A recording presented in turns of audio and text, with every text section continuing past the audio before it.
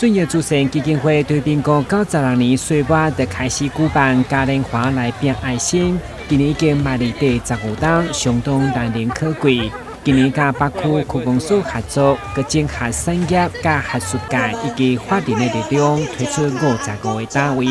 其中有23档拢是非营利单位，伫希望帮助弱势同时，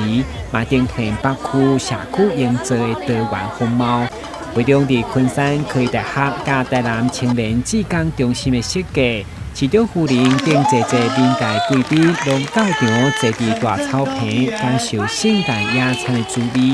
也共同见证一个加有意义的活动。每单拢有一个南调军力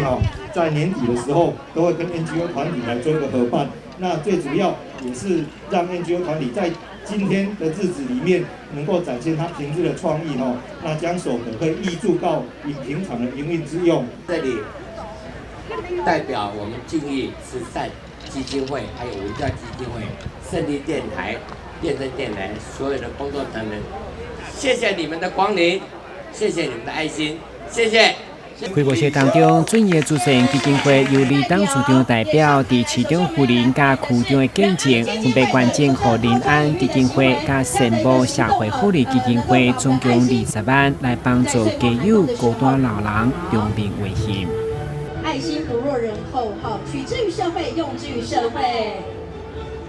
今年4月友爱市集，为了促进人甲人之间的交流，创造在地人的故事，会场嘛规划现代甲北区爱邻里的老人整个表演来炒热现场气氛，希望让这个特色的阿嬷你看市集加一份人文关怀甲社会力。甚至北区嘛对大内走马楼农场车内无草梗，要让亲子拢来互动，创造趣味回忆。